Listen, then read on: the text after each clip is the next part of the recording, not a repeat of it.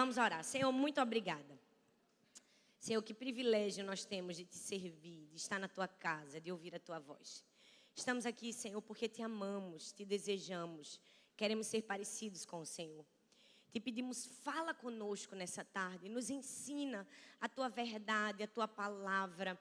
Traz um direcionamento para o nosso espírito, que nós possamos sair daqui encorajados, cheios de esperança, acreditando e confiando em cada promessa do Senhor para a nossa vida. Nós te oramos e te agradecemos no nome de Jesus. Amém, amém? Glória a Deus. Pode sentar no seu lugar. Eu quero te dizer hoje algo que talvez você ouviu de muitas pessoas, mas o próprio Deus quer falar para você. Não perca a esperança. Olhe para a pessoa que está do seu lado e diga assim, não perca a esperança. Hoje eu quero falar sobre esperança. Nós estamos constantemente prestando atenção, quando lemos a Bíblia, nos personagens principais da história. Você já percebeu que a gente tem esse fascínio pelo ator principal da novela, pelo personagem principal do livro? Porque geralmente pessoas que fizeram grandes feitos têm grandes lições para nos ensinar. É fato. Mas hoje eu quero falar não sobre um personagem principal, mas sobre um personagem coadjuvante, vamos dizer assim. Um segundo lugar, aquele que talvez não apareceu tanto, mas que também tem lições preciosas para nos ensinar. Eu quero falar a vida e a história de uma mulher chamada Joquebede. Joquebede foi a mãe de um grande líder, de um personagem principal da Bíblia, se a gente pode assim dizer, Moisés. Quem não sabe quem foi Moisés? Até uma criança conhece a história de Moisés, um grande líder, tirou o povo do Egito, um homem de fé, um homem de coragem. Mas hoje eu quero ensinar para mim, para você, que Moisés foi quem foi, porque ele teve lições preciosas de uma atriz coadjuvante, de uma pessoa que talvez não teve o destaque na história que Moisés teve, mas que nos ensinou lições sobre esperança. Moisés só libertou o povo, Moisés só foi aquele homem que enfrentou o Mar Vermelho, porque ele conseguiu se manter vivo, por causa de uma mãe cheia de fé e de esperança. A esperança é uma virtude essencial na vida de qualquer pessoa, porque ela é aquela virtude que nos permite nos manter de pé no meio do caos, no meio das aflições. A esperança é aquela virtude que às vezes nos dá a direção que a gente precisa. A Bíblia fala em Romanos 5:5, ora, a esperança não se confunde. A esperança não se confunde, então é aquela virtude que eu e você precisamos cultivar na nossa vida, porque ela não somente nos sustenta na hora do caos, mas ela também nos direciona. Joquebede foi uma mulher cheia de esperança. Hoje nós estamos vivendo tempos em que as pessoas estão perdendo cada vez mais a esperança. Cada vez mais se procura em todos os lugares como ter esperança, como permanecer com esperança. Eu coloquei no Google a palavra esperança, como ter esperança, e você vai se assustar. Mas eu tive 67.800.000 respostas em um segundo. Todo mundo quer ter uma resposta para se manter cheio de esperança. Mas a palavra de Deus nos dá a resposta para termos esperança. Aonde? Na vida de Joquebede. Eu quero compartilhar com você 3 características da esperança que a gente vê na vida dessa mulher tão simples. Uma simples mãe, mas que nos ensinou a viver a vida da maneira que agrada o coração de Deus. E a primeira característica é que a esperança cresce em meio ao silêncio. A Bíblia diz em Êxodo capítulo 2, abra sua Bíblia por favor em Êxodo, no capítulo 2, vai nos contar a história de Moisés bebezinho. E o que eu acho mais interessante no começo da história, quando fala de Joquebede, é que a Bíblia não fala nem o nome dela. A história começa sem nem dizer o nome dela. Perceba, a Bíblia diz assim, Êxodo 2, a partir do verso 1, diz assim: foi-se um homem da casa de Levi e casou com uma descendente de Levi.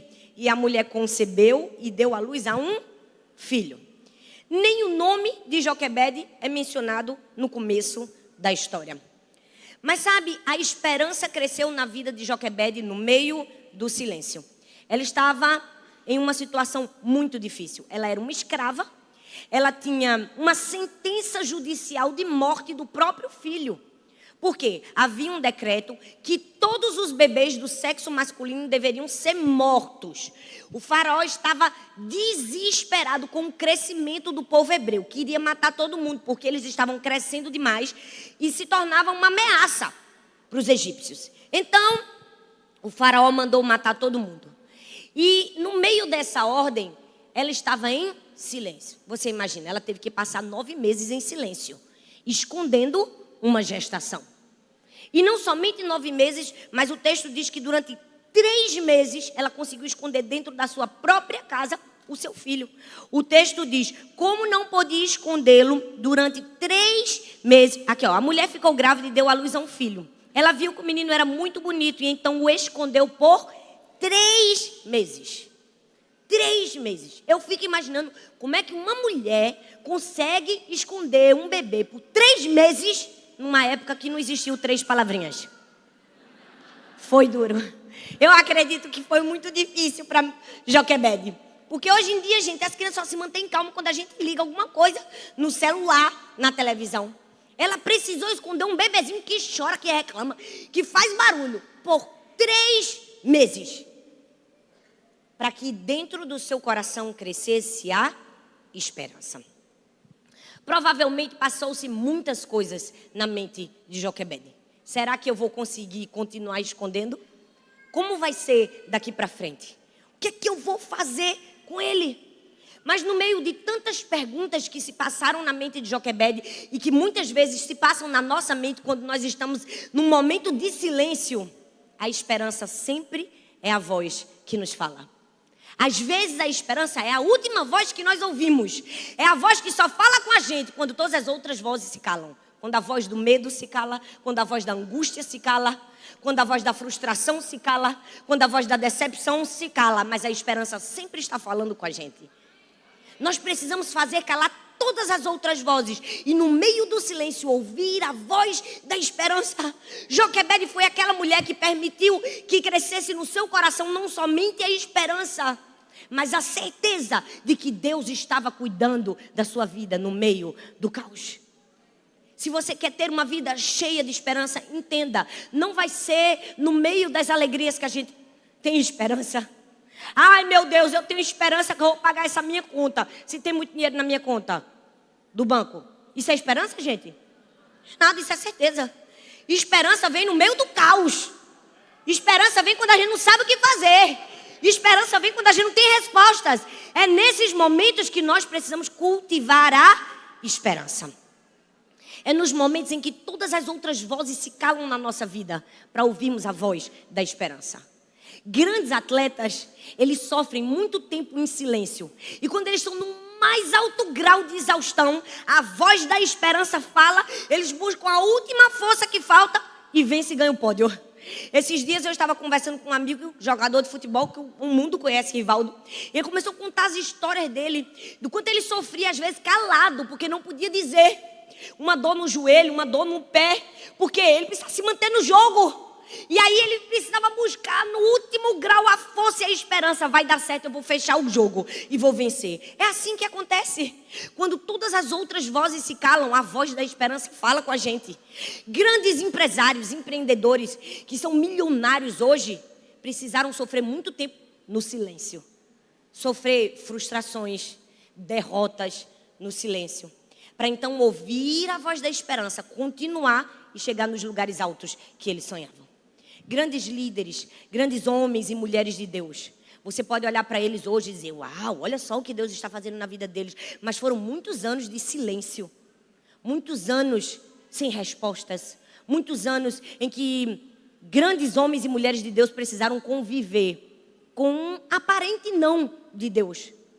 Para fazer brotar a voz da esperança e acreditar que em um momento o jogo ia virar. E aí quando o jogo vira, todo mundo acha que a pessoa teve esperança o tempo todo. Acha que teve sim o tempo todo, mas na verdade foi muito tempo de silêncio. Joquebede permitiu que junto com Moisés crescesse também em seu coração a esperança. Você precisa permitir que junto com qualquer aflição que você esteja enfrentando na vida, e qualquer silêncio que você possa receber, cresça em seu coração a esperança.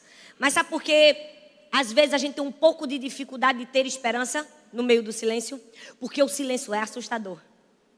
Já percebeu que a gente não consegue conviver muito bem com o silêncio? A gente está muito tempo em silêncio dentro de casa, a gente liga logo a televisão, liga logo o rádio, não é? Eu não sei se você sabe, mas a nossa mente trabalha 4 vezes mais rápido do que as nossas palavras conseguem falar. Eu fico imaginando, o sangue de Jesus tem poder, porque eu já falo rápido. Minha mente é 4 vezes mais rápida do que a minha boca. Meu Deus, é uma máquina aqui dentro. A velocidade da informação é algo absurdo na nossa vida. E é por isso que nós precisamos aprender a controlar o que se passa na nossa cabeça. Por quê? Porque nós estamos o tempo todo ouvindo muito barulho e pouco tempo ouvindo a voz de Deus. Quando nós estivermos no meio do silêncio, nós precisamos saber o que fazer para manter a esperança viva dentro de nós. E aí o que é que você precisa fazer? Você precisa olhar para a janela certa. Eu vi a história de uma menininha que tinha um cachorrinho e ela brincava e amava, era seu companheiro de aventuras. De repente aquele cachorro morreu. E ela ficou muito triste, pediu o pai para enterrar o cachorrinho dentro do quintal de casa, para ela ter aquela lembrança para o resto da vida. E a história conta que ela estava na janela, olhando o cachorrinho ser enterrado, e chorando muito, e lembrando de quanto ela ia ter saudade dele. Até que o vovozinho entrou e disse assim: vem cá, minha netinha. Tirou ela da janela e disse: vamos ali olhar outra janela. E levou ela para outra janela. Na outra janela dava para ver a vista do jardim, linda, cheio de rosas, cheio de plantas. E ele disse assim: você está vendo essas flores?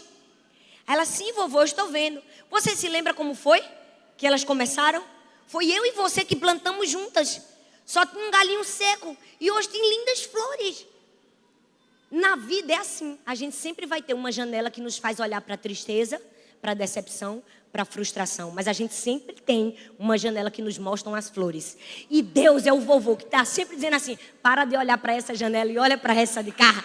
Ei, nós precisamos aprender a olhar para a janela certa. Porque todo mundo tem todas as janelas para olhar. Agora cabe a mim e a você escolher qual é a janela que eu vou olhar. Eu prefiro olhar para a janela da esperança. Eu prefiro acreditar e alimentar a minha mente com aquilo que nós precisamos fazer. Mas sabe qual é o maior problema? A gente está sempre abrindo as janelas erradas. A gente está sempre olhando para a pior janela, já percebeu? A gente olha para a janela do nosso erro. A gente olha para a janela da nota baixa que a gente tirou. Olha, os estudantes começaram a rir, ó. Estão se identificando, não é? Jesus está falando. A gente olha para a janela do namoro que não deu certo. A gente olha para a frustração. Quando Deus está dizendo: olha para a janela certa. Olha para a janela que pode te dar esperança. Olha para a janela que pode alimentar a sua fé.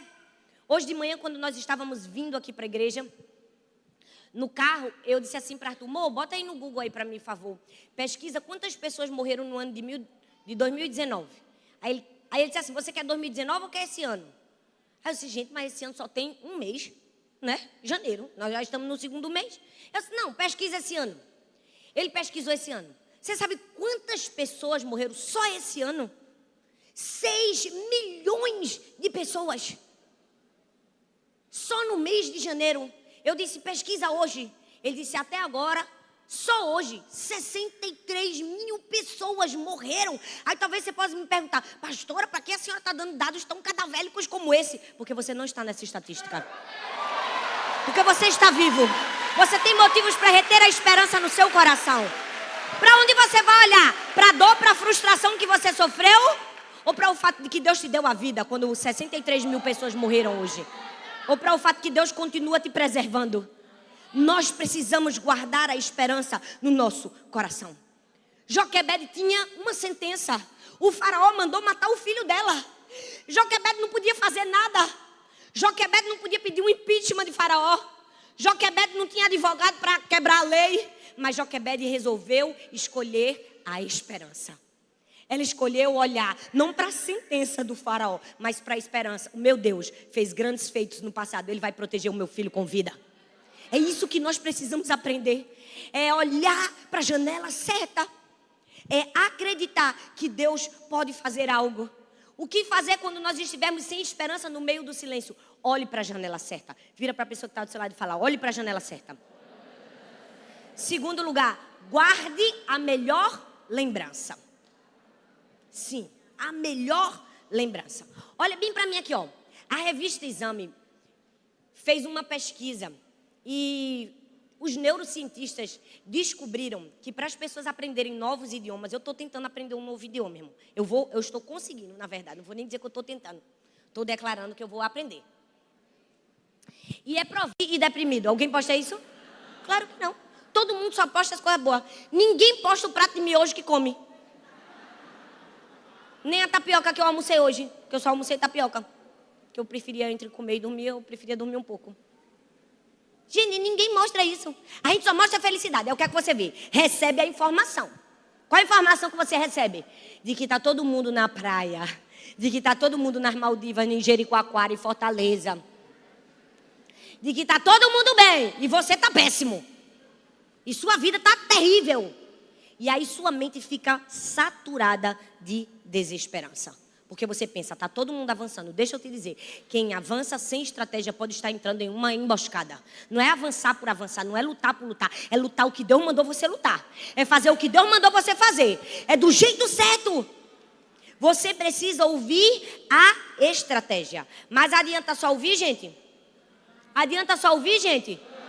Tem que ouvir e obedecer. Não adianta de nada a gente ouvir a voz de Deus se a gente não obedece. Nós precisamos seguir comandos. Gente, eu tenho para mim que se Deus estudasse no dia de hoje, com certeza, ele não ia ser de humanas, ele ia ser de exatas. Porque já pensou que Deus é matemático? Deus gosta de matemática. Eu não gosto não, mas ele gosta. Ele é milimetricamente, cada comando de Deus é matemático. Só que às vezes a gente não consegue compreender. Precisa mergulhar 7 vezes. Precisa dar 7 voltas. E depois também precisa gritar. A gente está sempre questionando a maneira, a orientação e o passo a passo que Deus nos dá. Já percebeu isso?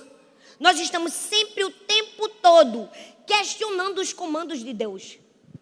Tem necessidade disso? Nós estamos o tempo todo questionando os comandos de Deus, gente. Tem gente que é assim. Eu não sei, eu tenho a impressão que tem gente que acha que é assessor da Trindade. Não é? Não, tem gente, eu faço parte do Conselho Deliberativo dos Anjos. Não, tem gente que acha que é a 4ª pessoa da Trindade. Eu decido junto com o Espírito Santo. Não é porque Deus não tem necessidade de ser desse jeito, né? Vamos fazer desse outro jeito? Gente, quem foi que disse a você que a estratégia de Deus está errada ou que está sendo exagerada demais para você? A estratégia de Deus sempre é a certa. Mas sabe qual é o nosso problema? Nossa mente humana não consegue compreender Deus. Meu filho, não importa o que você é. Se você é calvinista, arminiano, se você gosta de Timothy Keller, se você gosta... Eu não sei de quem você gosta. O problema dessas pessoas é que elas se apegam demais à teoria. Aí elas querem botar Deus dentro de uma teoria. Deus não cabe dentro de uma teoria. Eu preciso dizer, se você quiser encaixotar Deus, você nunca vai receber aquilo que Deus tem para você. Você não precisa simplesmente entender tudo que Deus vai fazer. Você precisa confiar e obedecer comandos. Joquebede não estava assim, Deus... tem certeza que é jogar dentro do rio? Ela simplesmente seguiu o comando e obedeceu. Cabe a mim e a você seguir comandos. Obedecer. Porque Deus é assim, gente. Deus sempre vai nos dar comandos. Deus sempre vai nos dar direções. Deus sempre vai nos orientar e dizer aquilo que nós precisamos ouvir e aquilo que nós precisamos fazer. Mas nunca vai ser diferente. Igual. Porque Deus faz as coisas de maneira diferente. Já percebeu que um cego na Bíblia, ele curou dando uma ordem? O outro cego, ele curou como? Cuspiu no chão, misturou com areia e botou no olho. Por que é que Deus não mandou os 2 cegos serem curados com uma ordem? Não sei, meu filho, Deus é que sabe. Ele que quer fazer do jeito dele, a estratégia dele, a gente somente obedece. Aí não tem que questionar a estratégia de Deus. Aí talvez, se nos dias de hoje viesse um grande homem de Deus, cheio do Espírito Santo, e tivesse um cego, ele fosse orar pelo cego, cuspisse no chão, mexesse na areia e botasse, a gente ia dizer o quê? Precisa disso para Deus curar? Ia ou não ia? Meu filho, aí você que escolhe. É você que escolhe, você escolhe. Ou acredita na estratégia e recebe um milagre, ou se apega a um viso e fica cego. Ai não, mas isso aí não é muito higiênico. Não sei, Deus mandou cuspir no chão e areia eu fiz. Meu filho, se Deus mandar você plantar bananeira, plante. Eu não quero saber, se Deus mandou fazer, eu vou fazer. Porque você precisa escolher um milagre. Você precisa escolher ouvir a estratégia. Joquebede fez do mesmo jeitinho que Deus mandou fazer. Por quê? Porque a esperança ouve a estratégia. E em último lugar, a esperança confia no roteiro de Deus. Sim. confiança no roteiro de Deus. Êxodo capítulo 2, versículo 6, diz assim: A princesa abriu a cesta e viu um bebê chorando. Ela ficou com muita pena dele e disse: Este é um menino israelita. Tem coisa que a gente não compreende, mas já estava no roteiro de Deus. Já estava no roteiro de Deus que quem ia achar Moisés era a princesa. Porque podia ter acontecido qualquer coisa com aquele bebezinho, gente. A coisa mais simples que poderia ter feito. O bebê ia chorar com fome, ia se mexer e a cesta ia virar. E ele ia morrer afogado. Poderia ter vindo um crocodilo comer? Poderia. Um dia eu vi uma filha de uma amiga minha, tinha uns 4 anos, ela começou a contar a história de Moisés para mim, ela fez: tia, aí de repente, Joquebede colocou Moisés dentro do cestinho, botou ele no rio, e de repente, ela fez assim mesmo, que ela era bem teatral. Aí eu disse: o quê? Pensei que ela ia falar que a princesa pegou nela assim, apareceu um crocodilo. Eu disse: essa parte da história eu não conhecia. Que a mente infantil dela viajou. Mas poderia. Poderia ou não poderia? Claro que poderia. No meio do rio tem crocodilo. Mas a Bíblia diz que nós precisamos confiar no roteiro de Deus. Provérbios 23, versículo 7 diz assim: porque assim como o homem imagina em sua alma, assim o é. Eu amo esse texto, porque ele fala muito da nossa capacidade. A capacidade do homem de viver coisas grandes, se ele pensar em coisas grandes. E vamos falar a verdade, o homem é capaz de fazer grandes coisas. Se você olhar o Cristo Redentor no Rio de Janeiro, a Torre Eiffel em Paris, as muralhas da China, se você olhar grandes monumentos, você vai ver que o homem é capaz de fazer coisas grandiosas. Mas você já percebeu que tem momentos na vida que o homem não pode fazer nada? Você já viu que alguns anos atrás, quando na Indonésia teve aquele tsunami, mais de 250 mil pessoas morreram em meio a uma tragédia. Por quê? Porque tem coisas que só vão nos sustentar, que só vão nos levantar quando a gente tiver esperança. No meio do caos, a gente vai ter esperança para confiar no roteiro de Deus. E aí, o que é que você faz para confiar no roteiro de Deus? Porque Deus é o diretor, né, gente? A gente só é o ator e a atriz, no caso. Apesar de que, às vezes, a gente quer fazer assim na placa, né? Quer ver aquela plaquinha? A gente que quer dizer como vai acontecer. Mas quem diz é Deus. A gente simplesmente obedece. A gente simplesmente confia no roteiro de Deus. Aí você vai dizer: como confiar? Vou dizer: esqueça, apague, aniquila, anula, todos os nomes que você tiver, para você exterminar da sua vida a conjunção adversativa mais. Mas, já viu o mas que destrói a gente? Ai, pastora, ele é um menino tão bom, não fuma, não bebe, é um menino bom, filho bom, tem emprego, mas não é crente. Tu vai dançar. Elimina a conjunção adversativa, mas da sua vida. Você já parou para pensar se Joquebede tivesse dito assim: meu Deus, a estratégia é de Deus, mas é muito perigosa. Não vou colocar meu filho no cesto do rio, não. Ela teria aniquilado a vida do futuro líder de Israel. Você precisa acabar com o mas da sua vida. Porque você já viu com mais, e já deu muita desgraça pra gente. Deus disse para Adão e Eva: não coma dessa árvore. Aí Eva disse assim: ó, Deus mandou a gente não comer, mas é tão gostosa. E a gente tudo dançou junto com ela por causa do mais dela. Você já viu que hoje judeus e palestinos brigam por causa de um mais? Que Deus disse para Abraão: espera, que eu vou fazer de você um pai de multidões. Ele disse assim: ó, Deus até me prometeu, mas está demorando muito, vou fazer um esquema aqui com Agar. O mais sempre vai nos destruir. Esqueça a conjunção adversativa mas na sua vida. Simplesmente obedeça. Anule tudo aquilo que te faça não cumprir o que Deus mandou você fazer. Porque, infelizmente, muita gente está se destruindo por causa disso. Tem gente que acha que é sósia do Espírito Santo. Vai fazer um namoro evangelístico. Não, pastora. Ele vai se converter. Sim, aí você é o Espírito Santo, né? Que convence do pecado, da justiça e do juízo. Cuidado, viu? Cuidado com o mas. Se Joquebede tivesse botado o mas, eu acho muito arriscado fazer desse jeito de Deus, ela teria dançado. O que fazer para manter a esperança quando Deus der o roteiro? Acaba com a conjunção adversativa mais. Segundo, rejeite pensamentos de orfandade e abandono. Você sabia que a orfandade, o abandono, é uma das maiores causas para tudo que não presta na vida? Uma criança que cresceu sem pai, é provado cientificamente que ele está mais predisposto a ser delinquente, se lançar nas drogas, ter as piores notas na escola, tudo por causa da ausência paterna. Sentimento de falta de pai, de falta de amor, de cuidado, pode, eu não estou dizendo que vai, porque aqui tem inúmeros casos de pessoas bem-sucedidas que não tiveram pai, eu sou uma delas. Pode levar a pessoa a cometer e predispõe ela a isso. É por isso que nós precisamos ter muito cuidado com o sentimento de abandono e de orfandade. Porque o diabo vai fazer isso quando a gente estiver num caos, sem esperança. Olha bem para mim, você já percebeu que Joquebede poderia ter se alimentado sua alma com sentimentos de orfandade? Ela poderia ter dito, meu Deus, mas os filhos dos egípcios estão tudo vivos, só os filhos da gente que está morrendo, cadê Deus? Deus nos abandonou. Por que é que Deus está deixando morrer todos os filhos do seu povo e deixando ficar vivo os filhos dos egípcios? Ela poderia ter aceitado pensamentos de orfandade. E eu preciso te dizer, quando você não souber o que fazer, quando você estiver no meio do caos, quando você estiver sem esperança, não aceite sentimentos de orfandade. Deus está com você, não importa a circunstância. Ele disse, de maneira alguma te deixarei, nunca, jamais te abandonarei. Deus fala 3 vezes para mim e para você ter certeza. É de maneira alguma, nunca, jamais. Eu nunca vou deixar você sozinho. Mesmo que você não compreenda, mesmo que você não entenda, e mesmo que você não escute, nem sinta, Deus está do seu lado. Deus nunca vai nos abandonar. Tenho certeza que o diabo tentou semear abandono e orfandade no coração de Joquebede.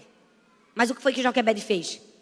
Ela manteve a convicção da sua filiação e abraçou a esperança. É isso que eu e você precisamos fazer. Abraçar a esperança. E no fim, o que é que nós precisamos para terminar e concluir e viver uma vida cheia de esperança? Crer mais do que todo mundo. Fala assim, eu preciso ser a pessoa de maior fé na minha casa. Não, gente, vocês estão muito desesperançados. Que povo sem esperança. Vamos falar com vontade? Diga assim, eu preciso ter uma fé absurda. Fala, eu preciso ter uma fé excepcional. Ninguém tem esperança, eu tenho esperança. Ninguém acredita, eu acredito. Porque você é filho de Deus. Se você não agir desse jeito, você está indo contra o seu pai. Você precisa ser cheio de esperança. Ninguém acredita, eu acredito. Deus vai fazer. Eu vi a história num livro do pastor Craig Groeschel, chamado O Cristão Ateu, que ele conta a história de um pastor e um dono de um bar, uma briga. Junto à igreja tinha um bar. E, gente, às vezes atrapalha, né? Os bebos toma, grita, aquela coisa. Aí o pastor disse assim, vamos levantar uma campanha de oração para esse bar fechar. Os irmãos da igreja começaram a orar para o bar fechar, e o bar fechou. O dono descobriu que o pastor tinha feito a campanha de oração. Botou a igreja na justiça. Chegou diante do juiz, o juiz disse assim, eu quero saber aqui quem está a verdade. É verdade que a sua oração fechou o bar? Aí o pastor, não foi a oração que fechou o bar, não. Aí o dono do bar, foi sim, foi a oração dos crentes que fechou meu bar. E o pastor, não foi não. Aí o juiz, peraí, eu estou diante de um pastor que não tem fé e de um dono de bar que tem. Às vezes a gente está assim na vida, o ímpio tem mais fé do que a gente. Nós somos filhos de Deus e é o ímpio que está tendo mais fé do que a gente. Não pode ser assim não, filho. Não pode ser assim não. Nós precisamos ser a pessoa mais cheia de esperança. Quando ninguém acreditar, eu acredito. Quando ninguém enxergar, eu enxergo. Quando ninguém fizer, eu faço. Você precisa acreditar mais do que todo mundo. Gente, eu fico imaginando Moisés. Chegou um momento da vida de Moisés que ele enfrentou o Mar Vermelho. Só uma pessoa cheia de fé ia acreditar que ele não somente ia passar no meio do mar, como ia levar aquele povo todinho junto. Com quem foi que ele aprendeu? Com a mãe, que acreditou que botando um bebezinho dentro de um cesto, no meio do rio, também ia sobreviver. Você entende? Moisés foi um homem cheio de fé, porque teve uma mãe cheia de fé. Eu fico imaginando Moisés no meio do rio, aquele povo todo atrás. Se ele tivesse um conselheiro, fosse eu a conselheira, e agora o que é que eu faço? Eu ia dizer, rapaz, contrata Noé e faz uma arca, porque para passar aqui vai ter que ter uma arca para botar esse povo. Ou então, liga para o cemitério e pede um pacote de nação, porque vai morrer todo mundo. Tem lógica, gente? Passar no meio da água e sobreviver? Tem. A lógica é Jesus, a fé e a esperança. É isso que você precisa fazer. Crer mais do que todo mundo. Você pode ficar em pé no seu lugar? É preciso ter muita fé para acreditar que colocar um bebê dentro do rio vai fazer ele sobreviver. A Bíblia não fala isso. Mas eu preciso te dizer que eu acredito que Moisés foi salvo no momento que Joquebede colocou ele dentro do rio. Eu acho que Moisés foi salvo no momento em que a mãe foi capaz de botar um bebezinho de 3 meses dentro de um rio e acreditar que ele ia sobreviver. Eu acho que Deus no céu olhou para aquela mãe e disse: uma mãe que foi capaz de botar seu próprio filho dentro do rio e confiar que eu vou fazer, chama os anjos tudinho, manda guardar a criança, que ele agora vai sobreviver. Porque essa mãe é cheia de fé. É isso que Deus está esperando de mim e você. A nossa atitude de esperança é colocar no rio e dizer: tudo diz que vai morrer, mas eu digo que vai viver. As circunstâncias dizem que não vai acontecer, mas eu acredito que Deus pode fazer. Você veio aqui hoje não para simplesmente sentir esperança, não para simplesmente receber uma oração e dizer: Deus, aumenta a minha fé. Não, não. Esperança não é algo que a gente espera sentir, é algo que a gente decide ter. Mesmo quando a gente não está sentindo, a gente decide a esperança. Não estou sentindo, meus sentimentos são péssimos, eu só quero chorar, mas eu vou acreditar. Isso é esperança, isso é fé. Quem decide é você, quem escolhe é você. É você que escolhe a janela que você vai olhar, é você que escolhe os pensamentos que você vai ter, é você que escolhe o que você vai falar. Cabe a você, tudo é a gente, gente. Deus nos dá a palavra e a promessa, cabe a gente se vai chegar lá no futuro. Se a gente escolher a esperança, escolha a esperança. Você veio aqui para ouvir Deus dizer para você: escolha a esperança. Escolha a esperança. Tá tudo errado, escolha a esperança. As circunstâncias são as piores, escolha a esperança. O faraó mandou matar, escolha a esperança. O rio pode trazer